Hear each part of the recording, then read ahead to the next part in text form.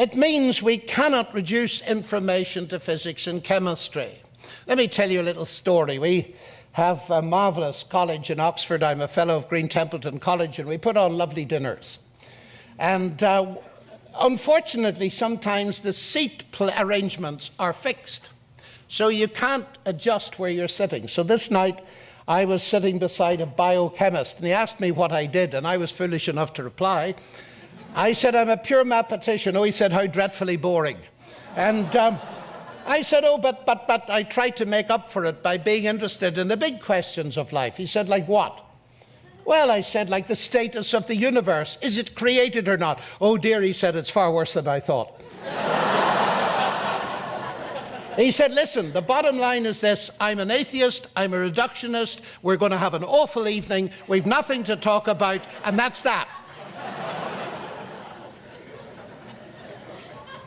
So what do you do with that? Well, I said to him, you know, it's not all that bad, is it? I said, I'm fascinated by reductionism. I know at least 3 kinds. Which kind are you? Well, he wasn't quite sure. So, being a kind man, I helped him a little bit, and I said, you're a methodological reductionist. You take a big problem, split it into little problems, solve the little problems, get insight onto the big problem. Yes, he said, I do that. Good, I said, we agree on that then. So he was warming up, called me by my first name, so we were getting on famously. And then I said, I think you're an ontological reductionist. That you believe ontos, Greek being, you believe everything can be reduced to physics and chemistry. He said, that's right, that's my basic principle. So I said, let's have an experiment then. He said, what, here at the table? I said, sure. So I picked up the menu. And he looked at it, and it wasn't very interesting. It said roast chicken, and not even in French, in English. And he said, what's the problem? I said, you're a reductionist. Everything in terms of physics and chemistry. I said, now look at this thing here, R, O. I said, those are marks, aren't they? But they're semiotic, Greek semeion, a sign. They're marks that carry meaning. He said, that's right.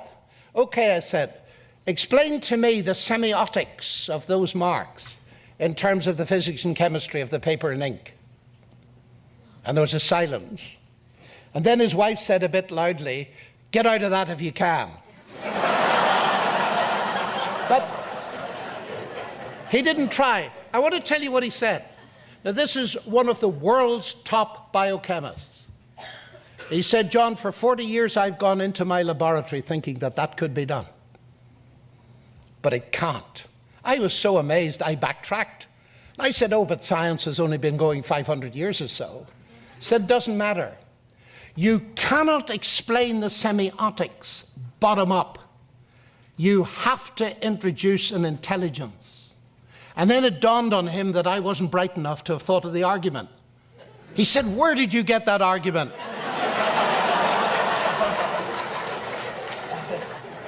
I said, I borrowed it from a Nobel Prize winner. And I'm glad you laughed, ladies and gentlemen. It's interesting, isn't it?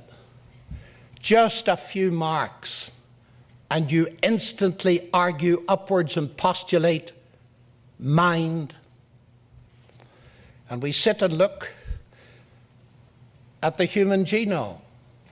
3.7, is it, billion letters in exactly the right order in a 4-letter chemical alphabet.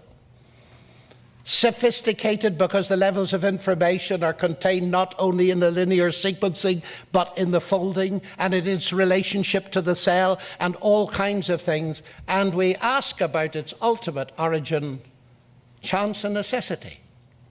What? Chance and the laws of nature. We don't say that about print. What's the difference? Semiotics in both cases. Seems to me something very interesting is going on. And that semeion, the evidence of meaning, our capacity. Because you see, ladies and gentlemen, we are not only containers of text, we are producers of text. And that, to my mind, is great evidence that there is a transcendence beyond nature. The beginnings of supernature are already to be seen within